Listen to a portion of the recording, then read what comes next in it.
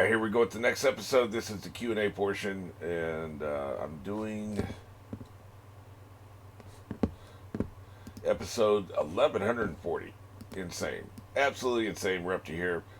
One more episode, and I'm caught up.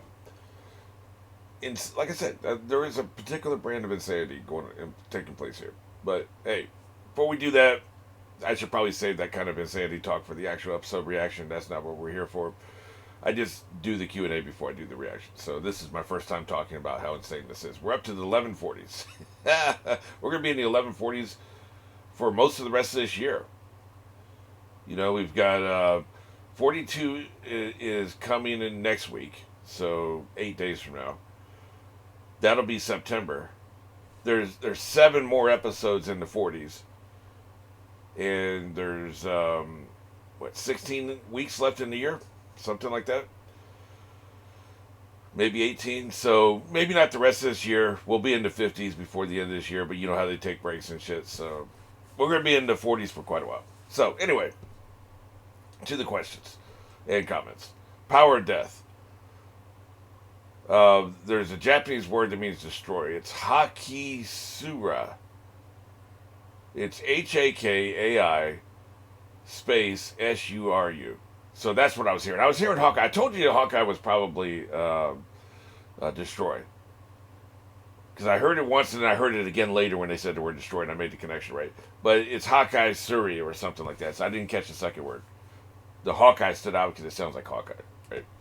So that's what made it stand out to me. The next 2 comments are from Madakoye. If you remember episode 1123, who wouldn't? Which one was that? That was before I started doing the rewinds. Right, okay. Saturn says that there are 3 things they must protect on the island. York, the Vegapunk who eats, sleeps, and poops, Greed, who betrayed Vegapunk in order to become a celestial dragon.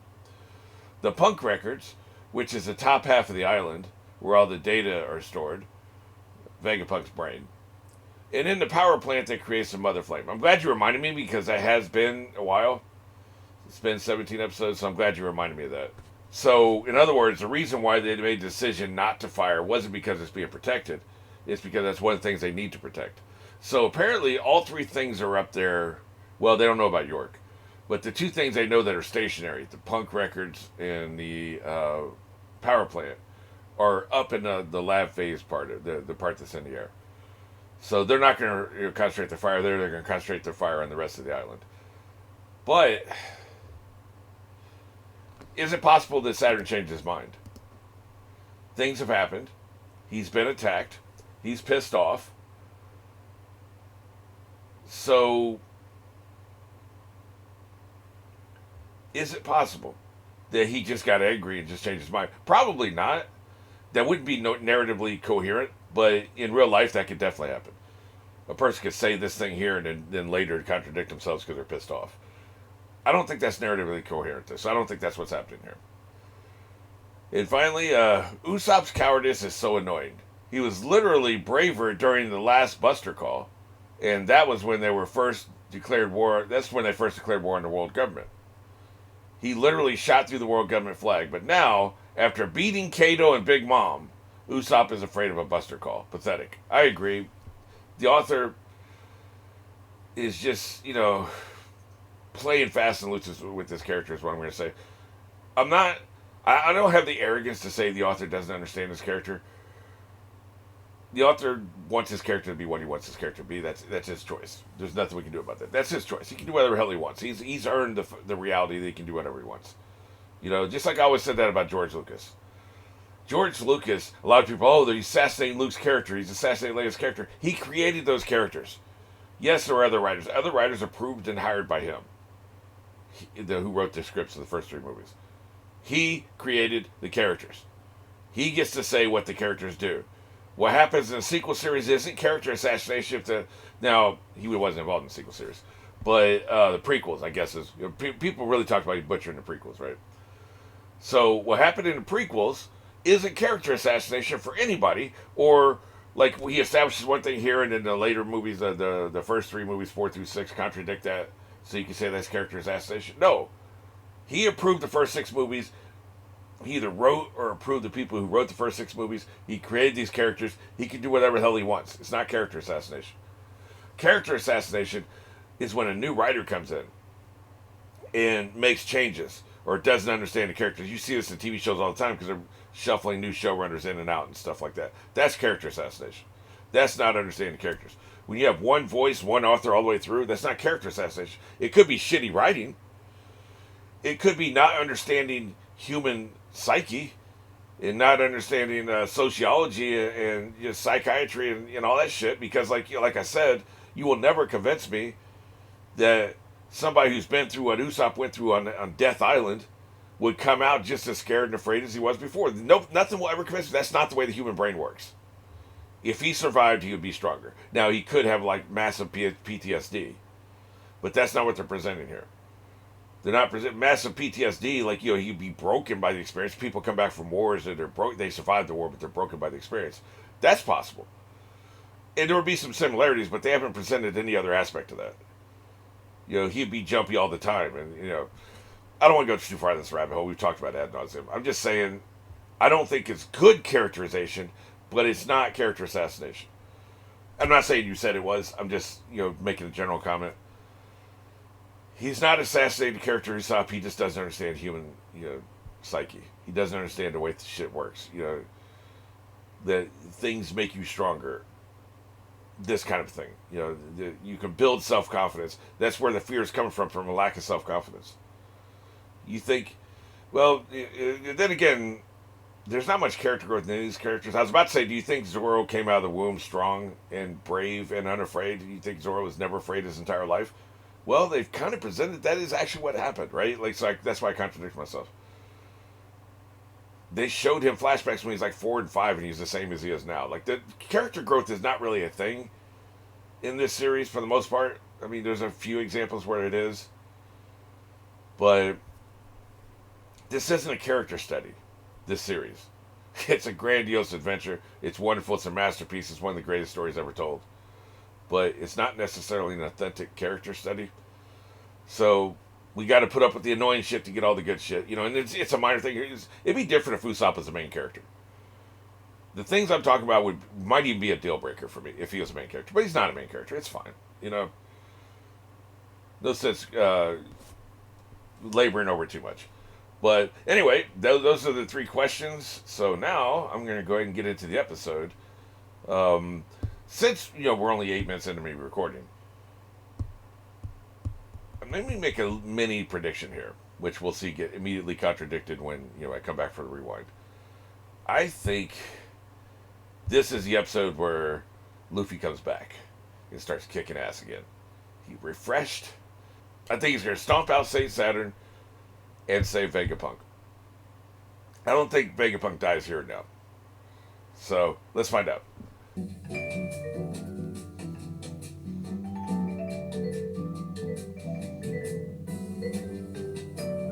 So here we go with the rewind of 1140, which was an awesome episode. I really enjoyed it.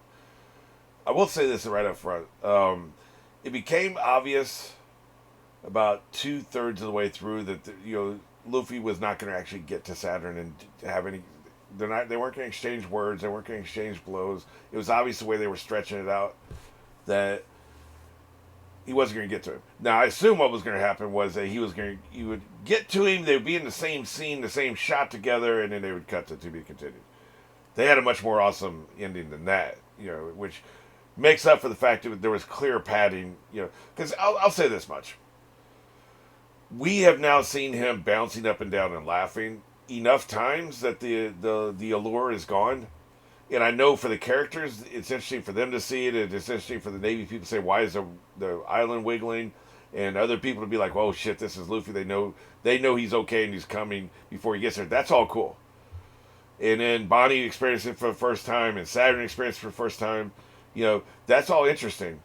But still, we got at least a minute of bouncing up and down that, more than we needed.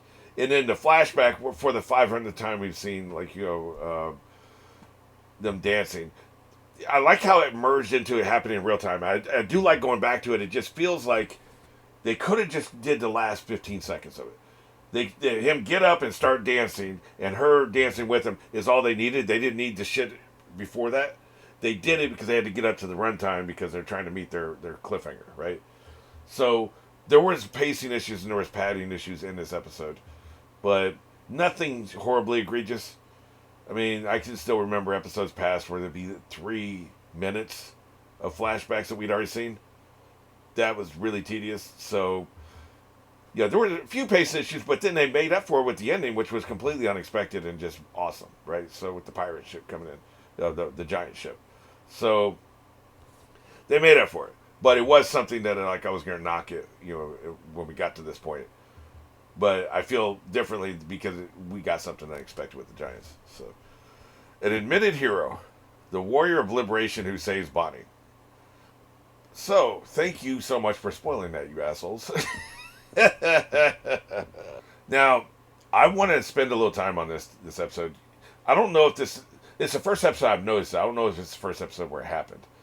But they are really incorporating good CGI with this, possibly even practical effects. Because you can take live footage of real smoke, not necessarily fire, because the difference is too much. Smoke, though. Live footage of real smoke and incorporate it into your project. Even animation. And sometimes what they'll even do is they'll take the live footage of the fire or the smoke and then superimpose animation on top of it. Basically, they can tell the computer, just put a layer of art over this, but duplicate it precisely. And you can tell because it's too good. It's too good. Like this right here. Look how good this is. Look how good this looks. This looks like real smoke. Now look, the left-hand side where you've got the some kind of a beam or some piece of a building where it touches the smoke. See how it doesn't quite, merge perfectly? They don't quite feel like they're in the same place. Let me let it move a little bit.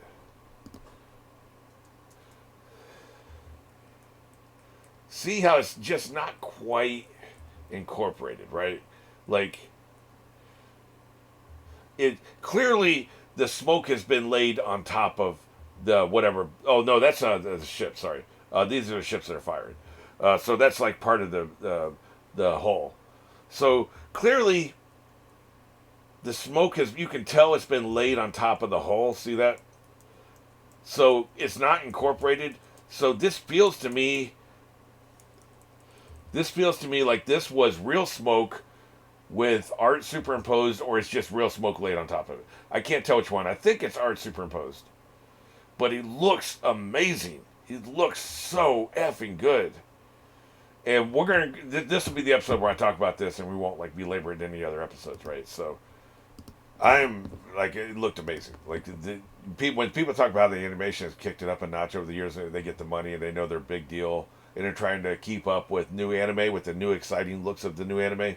They're trying to compete. The old dinosaur, the 25, 30-year-old dinosaur is trying to compete with the new kids on the block. They have to step their game up, and they have. It looks great, man. This is actually the very next shot. Is actually another good example. We'll do another full screen for this one. The black smoke looks even better than the gray brown smoke does. This looks incredible. This is not hand-drawn smoke. You cannot hand-draw this smoke. So hand-drawn smoke looks like shit. I mean, it's fine for animation. You get it. But this isn't hand-drawn, right? So that's why it looks so damn good. Look at this. Like, holy shit, that is amazing. This one to the left, obviously. Not quite as good, actually. It looks a little bit more fake. It doesn't look as incorporated as the others do. But still good. Just, man, I'm telling you, man, this is just awesome. I know you're going to get tired of this really quick, so I'll wrap it up. But there's a couple fire shots I want to talk about later. But yeah, this just looks absolutely, it was blowing me away the entire episode. Again, this one doesn't look quite as good. That just looks, that clearly, I could do this. You just superimpose it, right? You got to make it where it feels like it's incorporated. And the bigger it gets, the easier that is, because you're contrasting with the stuff right next to it as much, right? So, once it gets big, but again, we're talking about stuff that's going to happen in, it gets big. Like, let's look at that real time real quick. Where I'm talking about it looking like shit, it's only like half a second. See, it was only looking like shit for half a second. It's only when you freeze frame it does it look bad. So in real time, it's just absolutely fantastic. Now I will say I was talking. Oh, that's a good freeze frame right there. I was talking about how we were seeing him bounce too much. We were seeing him blow up the city a little too much as well. That also felt like that was just stretched out a bit. We get it. They're blowing up the city. We get it. We understand. Do we need to see 5 minutes of it? Probably not. So that was a little dragged out as well. Like they had a few pacing issues here. I imagine what they do is they animate what they actually need. Because I don't know, like in the script level, I don't know if you have any idea. Like you write a certain amount. Okay, this right here, this is the dialogue. This is the action that happens in this episode. Okay, so you storyboard that, and they must know by now. The storyboard will take this many seconds, right? These 5 frames of the storyboard will take this many seconds. They're probably really good at that.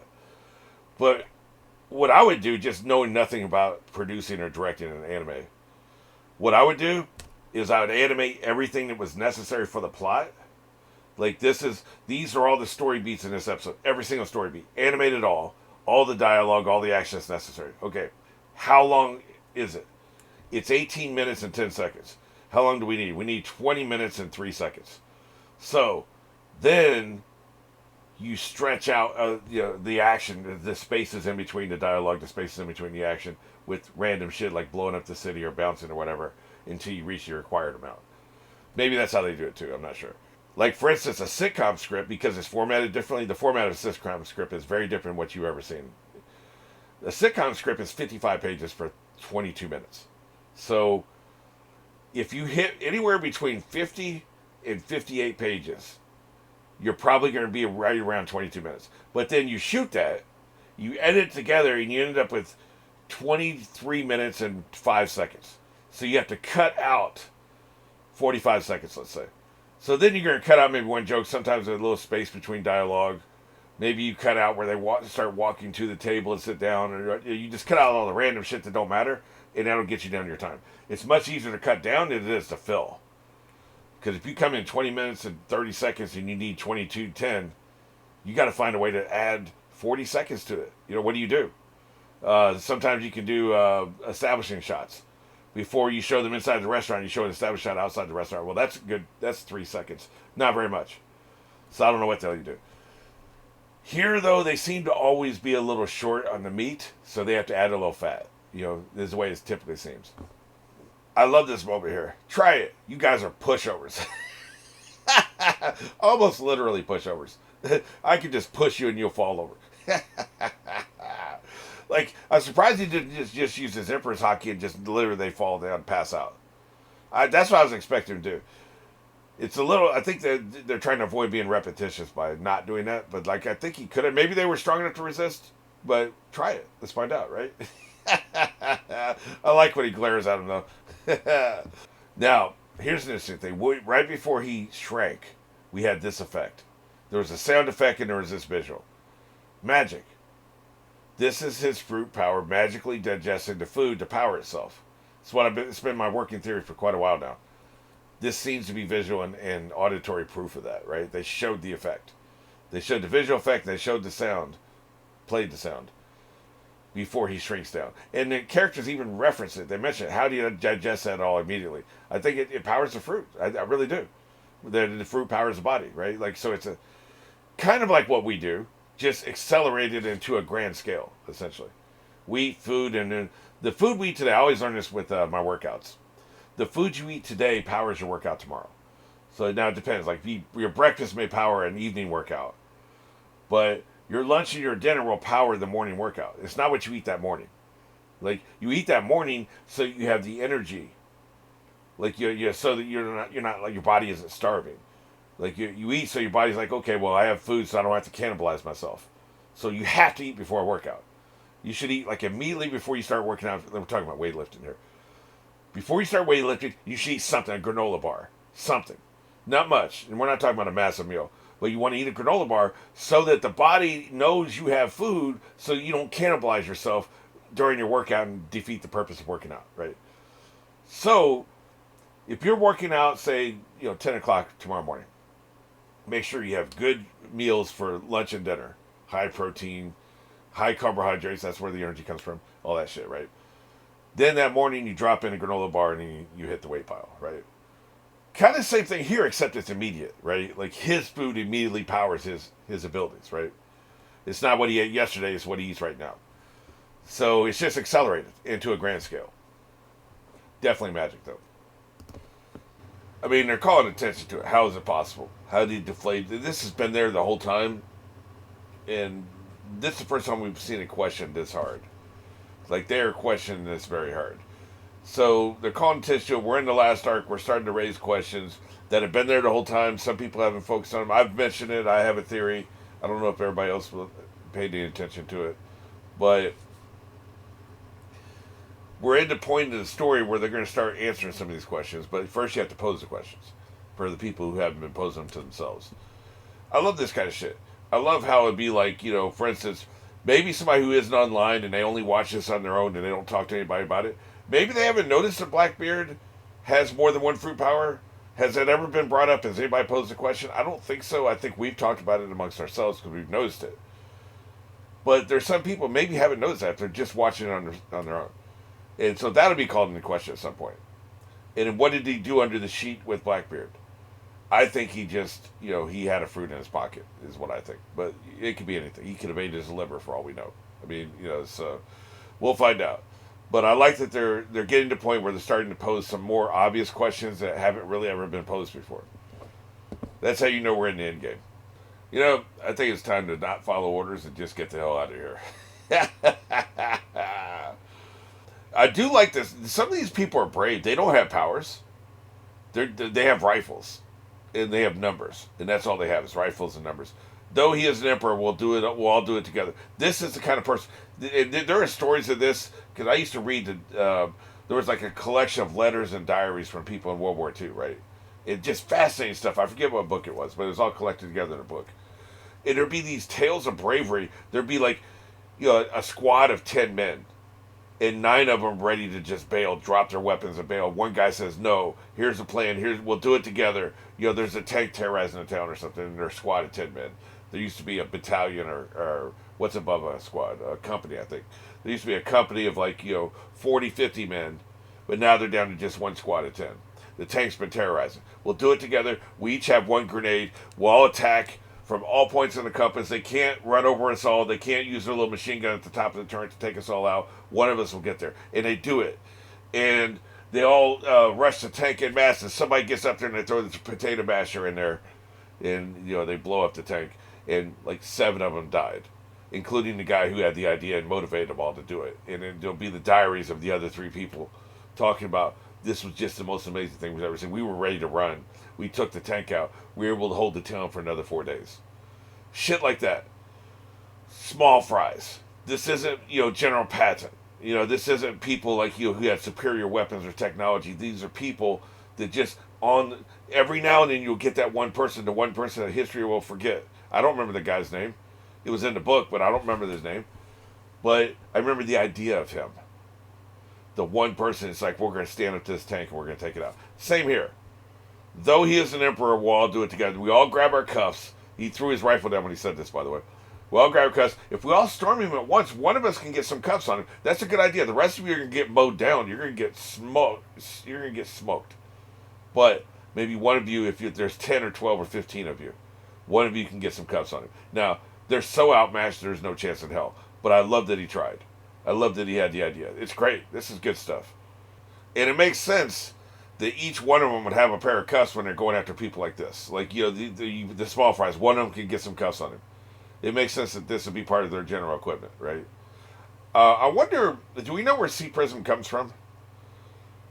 How hard is it to produce? How valuable is this stuff? Is it just like everywhere? I don't think so. So, but this is, we're going to a place, Eggland, where, have people are going to have fruit powers. So, once you find out Luffy's here, then maybe they have this in their armory and they just give it to everybody who's going to go on shore. It makes sense, right? But I have a feeling it's probably not it's not like copper. It's not like everywhere, That's what I'm thinking. And at this point, when the ground's shaking, it's time to leave, and that's the decision they make. They made a business decision. In football, it's called a business decision where, for instance, you step out of bounds instead of fighting for 2 more yards because that linebacker's getting ready to hit you like a Mack truck. That linebacker's coming. He's going to take your head off. So, do you want 2 more yards? Do you want 6 more feet? Or do you want to keep your head? So you make a business decision and you step out of bounds. That's what that's called, right? They made a business decision. They're trying to stay alive. They're not trying for that that 0.1% chance they may actually get some cuffs on him. F it. I don't think I picked up on this. I think I saw it. I didn't pick up on the fact that one of the guys got this close. He was the ringleader. He got this close to Luffy's face. And they show it, right? And once you look in his face, I didn't pick up on this. This is very subtle. You realize you don't have a chance in hell. And maybe this is when he calls for the retreat. Let's see. Yeah, this is when he calls for retreat. It's more than that, though. They had a close-up look. But then when he lands on the ground, he looks up and he sees Luffy bounce. They show him seeing Luffy bounce. He stands up and he's like, board your ship. It's over. I love that. That's some very subtle storytelling there. He looked in the face of madness. And then they show again where he's looking at him bouncing. It's like, we don't have a chance, man. We have no chance. Board your ship. F it. You know? I really like that a lot, actually. And they're like, Egghead is done for. And on top of this, then you have their shelling the place or destroying the island. So it's like, let's just get the hell out of here. But I like that. We'll never know that guy's name. This is maybe the last time we ever see him on screen. But he had a story here. He had a character arc. He's strong. He's motivated. He's loyal. He's smart. He's smart enough to like, hey, we still got a chance. And then he's smart enough when he realizes they don't have a chance. I love this character. We'll never know his name, but I love him. I think he's great.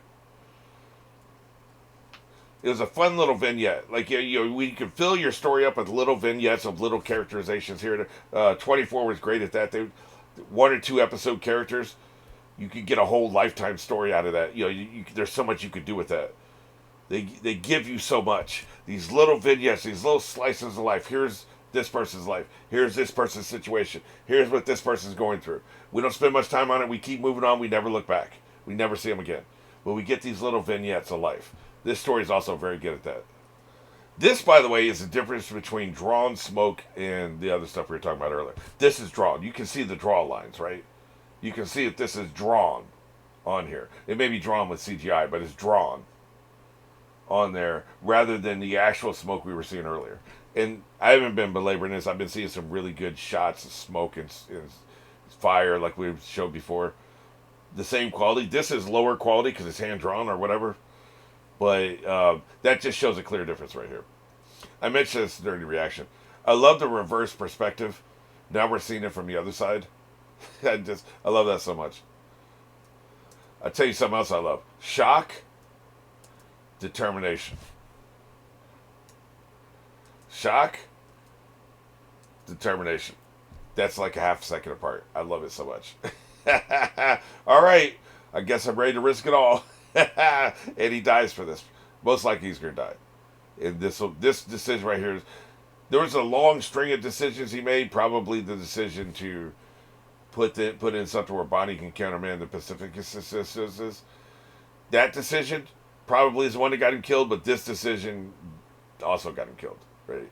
There was a long string. Also, speaking of the difference between looks, there's this, and then there's this. This is helpless, I'm going to die. This is, okay, I'm ready to take action.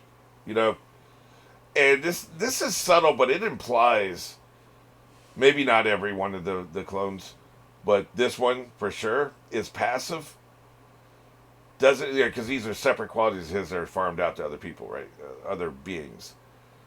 This one's passive. This one doesn't have the initiative. And, they talk about when you hire people, you're looking for initiative. It has to be initiative within the railroad lines, like within the guardrails.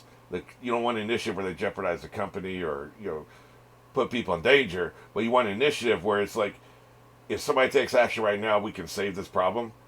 But most people just sit there and not take action because they're afraid to do something that gets them fired. She's passive. She will follow orders to the T, and she's great at following orders, but she doesn't have the initiative. Now, she didn't know the information that he has. But she's just sitting there screaming with her eyes like alligator mouths. not thinking of anything, not doing anything, not taking any action, she's just going to fall. If he had been falling, he would have taken action. Like I said, she didn't have the information that he's about to give her, but she also didn't have any initiative. She wasn't looking for any solutions. She's just falling.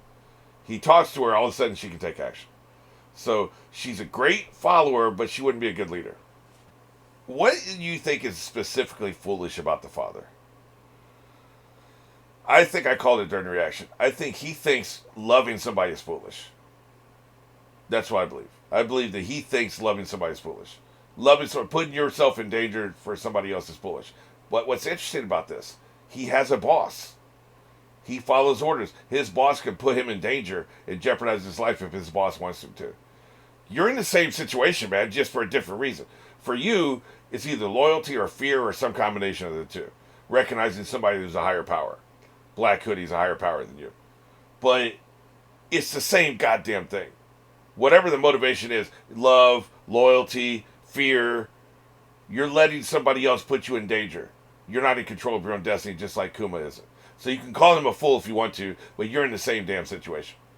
You have a boss. Now, if this is Black Hoodie here saying this shit, okay. You're not a hypocrite at that point. This sumbitch is a hypocrite. This is a line of dialogue I didn't notice during the reaction. Don't shoot yet. We've all been in that situation. You're trying to run across the street. Don't jump the light yet, you say to the car that can kill you. You know, this is very relatable. Don't shoot yet. I didn't notice that.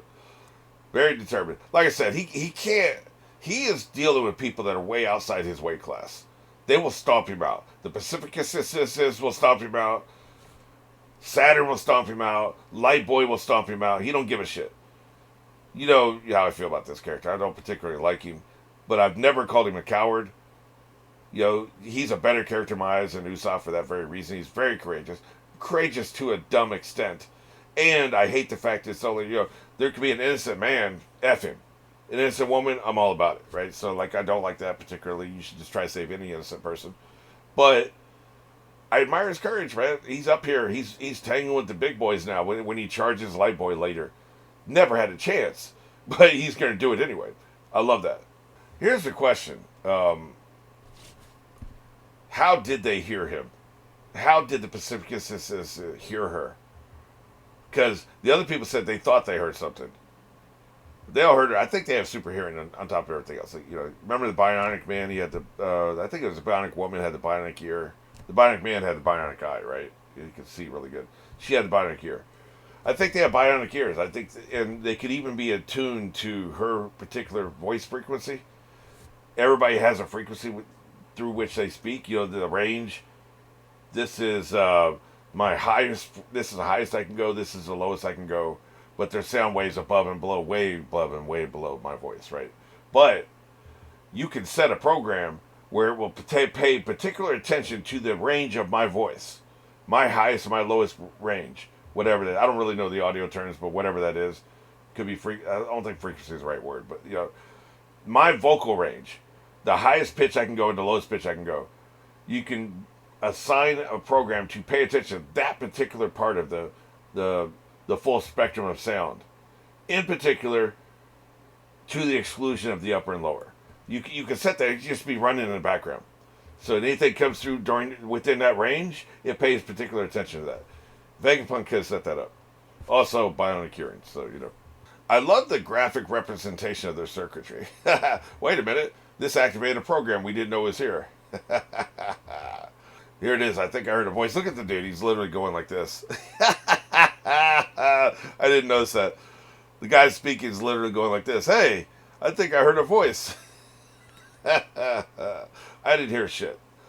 How can you hear anything in this deafening noise, right? They can. Like I said, I'm not going to keep calling attention to this, but this is a particularly good shot of smoke. My God, that's amazing. Look at that. So good. Yep, they're wrecked. Fortunately, they don't have fruit powers. They might survive in the water. We're pretty close to shore. And yes, the island's going to burn, but it's still going to be ground. It's still going to be above water. You can survive until rescue comes. So, as long as they survive the initial blast and survive their swim to the shore, they'll be fine, I think. I like how you put this. I'm getting emotional again. he didn't say Kuma will, the Pacificus will follow your commands.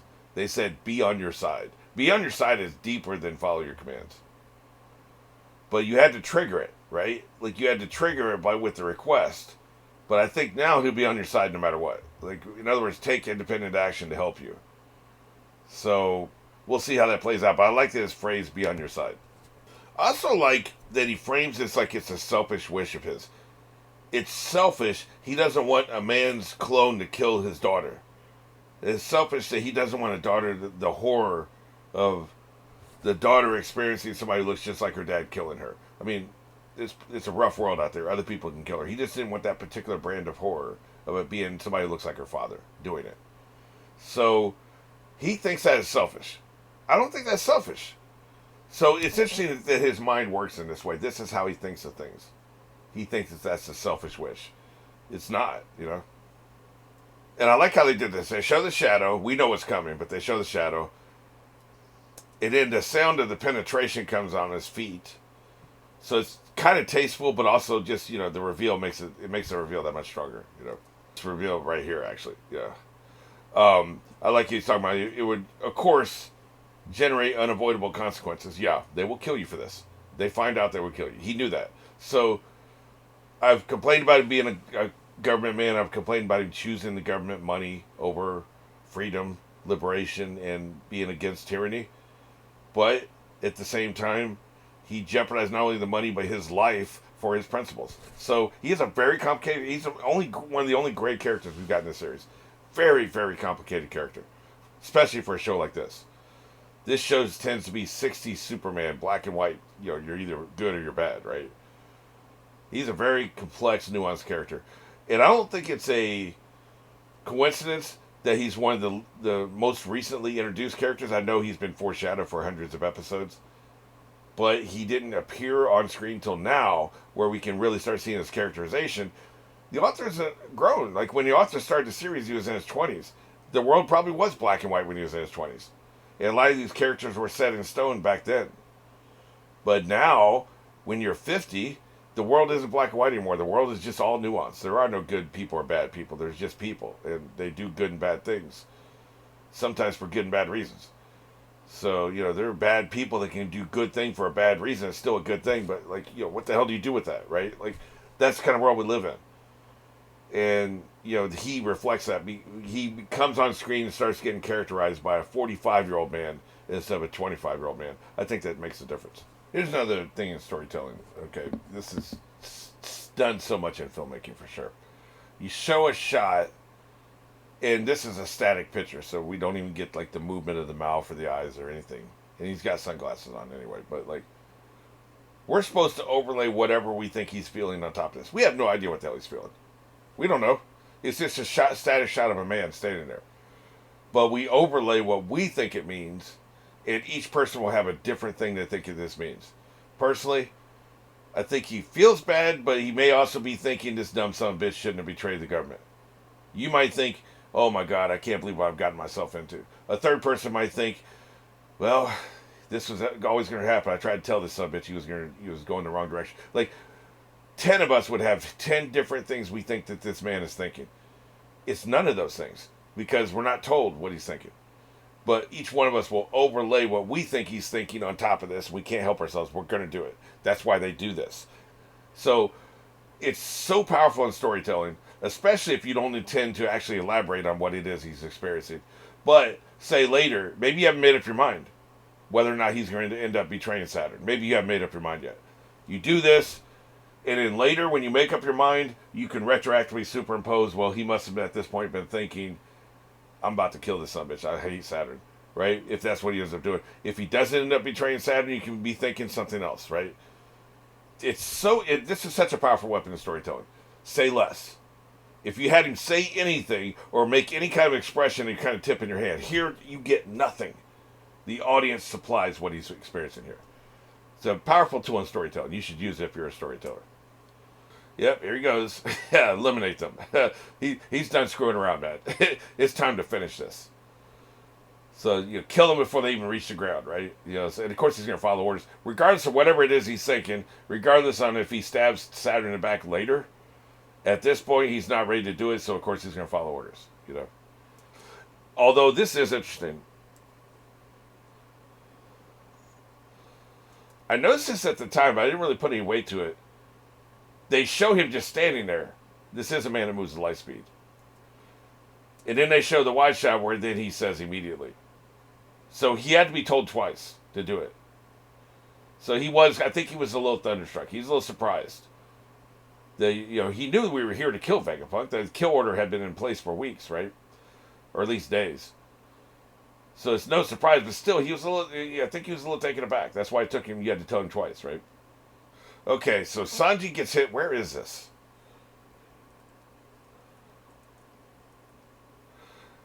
This is a shot we go from this to this.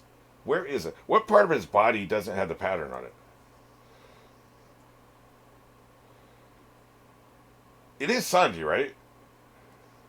Nobody else has that color of shirt or jacket or anything. This all has pattern on it. What part of his body is this? Maybe it's near his stomach. Maybe that's a belt we can see there at the bottom. That must be okay. It must be near his stomach. Okay. I'm just trying to figure out where the injury is. Wait. Was that Frankie that got shot? Because they show him crying out. Then they show a different person's close up. I'm not sure who this is. Is this Atlas? Yeah, I think so. So I guess Frankie was the one that shot, but I didn't think he had anything that had the same color as Sanji's shirt. Okay. That explains why there's no pattern, though. And of course, we can see where he gets shot, right? Here's another thing, too. He can just shoot his little light beams out, right? But he wants to make it merciful. His version of merciful will be quick, painless, right? Also takes a little extra time. If somebody happens to stop him, I'm just saying, I think this man is very conflicted right now. I don't know which way he's going to end up going, but he's very conflicted. And so we're seeing him make decisions. I've noticed a repeated pattern here during these rewinds of him making decisions you could take any way you wanted to, but seem to collectively suggest he's holding back as much as possible within the confines of his orders and his loyalty. It does seem that way. Because I have any way I can choose to kill you, I'm going to choose my slowest method, which is pulling out my sword, right? Here's the interesting part. Okay, yeah, no, it's right. We flip perspectives 180. He looks to his left, but then when we flipped, it looked like he should have been looking to his right, but no, we flip perspectives. But yeah, he hears the sound, he starts to look over, and it's curtains. This right here is something you never want to see. You never want to see a fist the size of your entire ass body, which, with the Giants coming, maybe we're going to see it again. But you never want to see a fist the size of your giant ass, a giant fist the size of your entire ass body. You don't want to see that, man. You don't. Say goodnight, Gracie. Let's see if I can tell what the hell. I think those are his hands up there at the top. Both his hands are like this. Kind of did so as he gets hit, his hands just kind of go up in the air with his body, right? His arms. Ooh, doggy. They actually show it 3 times. That's interesting. 3 different perspectives. This is typically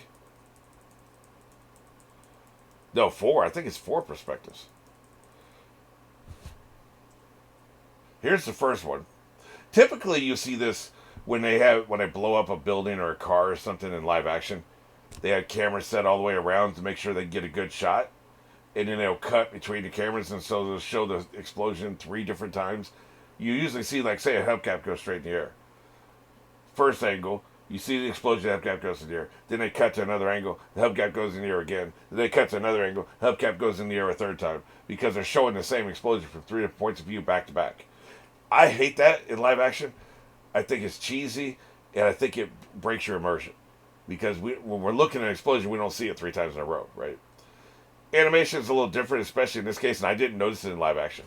The first time I watched this, during my initial reaction, I didn't notice that they flipped perspective a bunch of times. I was probably laughing too hard. After the first hit, I was on the floor, right? So like I wasn't really paying attention. But they actually show it 4 times. Here's the first. Here's the second from above. We don't even see the fist in place yet. We see his swords ready. I wonder if they showed. Was it the manga like this? Did they show the different angles in the manga? And the anime is just following suit? Like, this is interesting if they would do this. Here comes the fist. Here's the connection.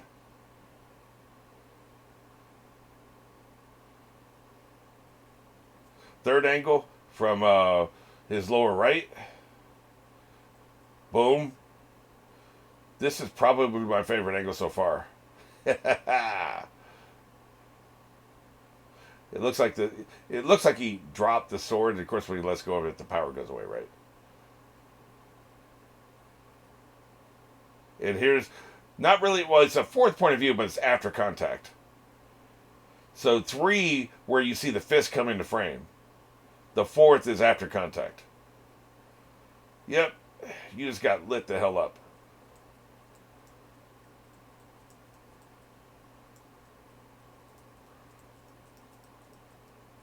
This is wild. I'm going to leave that in what I just did there. You see how many times they went back and forth, frame to frame, before they showed him leaving? It's like it rocked, like he was resisting the power of the fist. The fist pushing forward, he went back. Pushing forward, he went back. Pushing forward, he went back. Like 3 or 4 times. And then finally, it pushed him through. I wasn't going back and forth with my control. I was going forward the whole time. But you saw how the frame was going back and forth. They're implying there, at the frame by frame level at least, that Light Boy had enough strength to resist initially the impact, and then he finally had to submit.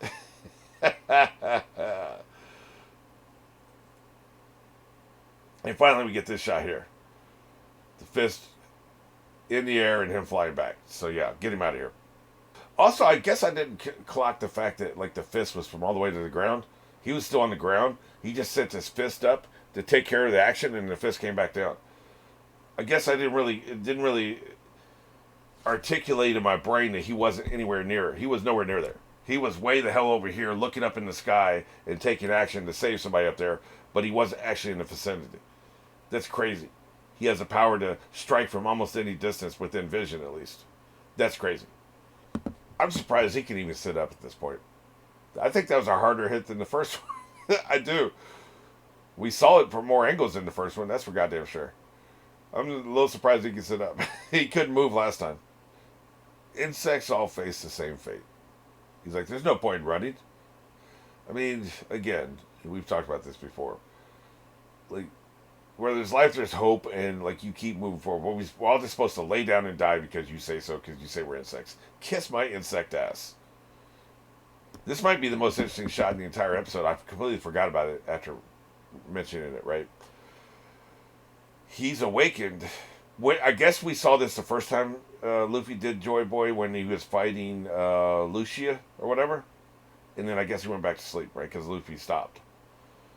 And also the first time when Luffy first fought the Admiral, he didn't wake up, or we didn't see him wake up. But I guess you can summon him because, you know, he must be a Nika subordinate of some sort, or loyal to Nika or something. So he's been in sleep mode until Nika comes back, right? That seems to be what we're implying here. We'll find out, but like there's a direct connection because they cut from one to the other, right? So something's going on here. And they showed the eyes before. I just don't remember what episode that was or what had just happened right before that. But I suspect he was being Joy Boy with Lucy is what caused it the first time. This is something I didn't pick up on the first time. Kuma was right. Now he was talking about how Kuma thought, you know, Luffy could potentially be the sun god or whatever, right? But I didn't catch Vegapunk saying Kuma's right. Clearly Vegapunk thinks he's right. He talks about that previously. But I didn't catch the actual line Kuma was right. His actions move my soul. And this is Kuma's voice saying this. If there's a hero who will change this world drastically,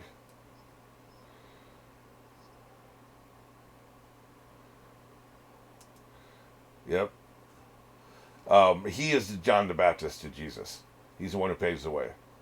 He's R.A.B., you know, Regulus Black to Harry Potter. The one who paves the way doesn't survive till the end, but he paves the way. Like, you know, it's clear he's a hero, but he's not the hero. He's just a hero. He's not the one who But you couldn't get as far. You don't get to the finish line without him. You know, without John the Baptist paving the way, who knows what happens with Jesus? So, you need these heroes to pave the way, and he's this story's hero that paves the way. And it's interesting he mentions this. Buster calls feudal because there are people all over the world who've been waiting for him, including this one, right? But the Giants. The Giants heard the call maybe the first time he became Joy Boy with Lucy, and they've been coming here ever since. Entirely possible. But there's going to be more people rise up. They've just been waiting. They've just been waiting for the song. And the song is going around the world, right? It's reverberating. Giants mention newspapers. It reverberates in different ways, but it's getting out there. It's getting out there to the people. And here we go with the Giant ship. I had all kinds of things going through my brain what I thought this was. I was even thinking possibly a periwinkle with Moria. But we'll see the faces here in a second. That threw me for a loop because they felt familiar, but I just couldn't clock what it was. They didn't show us enough. This right here, so familiar. The one on the right more so than the one on the left. I was also thinking those two monkeys that were with that one guy who was building the house. Thought possibly them. That was right before the Skypiea arc, I think. I thought it was possibly them. I wasn't sure. These are similar faces to those monkeys, but clearly these aren't monkeys or giants. But you know what I mean. As far as baller shots goes, this is a baller shot right here. I'm sure this was a panel on the manga. Look at that. That's intimidating as hell. These men are almost the entire size of the ships that they're attacking right now. You ain't got a goddamn chance. It's like grown-ass men being attacked by chihuahuas. Yeah, you're done. It's over. Look at this big-ass shield. His shield's almost as big as their ship. Like, you are done, man. This is music to my ears. That's right. We're here for the Sun God. I think this final battle between whichever elders are left, because I think Saturn's going to die here, but this final battle between the elders, celestial dragons, the celestial knights, what's left of the Navy, which lieutenants and admirals and everybody are left, all those people on that side with Black Hoodie against the forces of just everybody we can imagine on Luffy's side. Like everybody like from Dressrosa coming back to answer the call. You got the fairies, you got the giants, you got his own crew. The fishmen will be there. Probably Shanks. Maybe Blackbeard will be on their side. Who the hell knows how this could play out. Remnants of Whitebeard's people, like the Phoenix guy, Marco. Remnants of of Kato and Big Mom. Some of those lieutenants will be there. Maybe King, if he's still alive. I think he died. But any of these lieutenants, like Carrot Top, will be there. These people will answer the call. They will be there for this final battle. It would be like Avengers Endgame. That level of a battlefield. Like we'll be invading Mary Joyce or whatever the place is called. And it'd just be all these forces arrayed. And this will be the final battle, right? It's going to be Avengers Endgame. It's going to be that level. It's going to be everybody. Everybody we've seen who's still alive that might throw their hat one side or the other. We could maybe get a couple of these lieutenants from these places. Maybe Blackbeard will be on the Navy side. I don't know. But they're all going to be there. Whoever's left. They're going to be there and they're going to be fighting. It's going to be ugly and beautiful. This is one of the first steps. It's going to be ugly. Well, gotta say, I'm pretty excited, man. I can't wait. Can't wait for the next episode. I can't wait for 42 and whatever comes after that.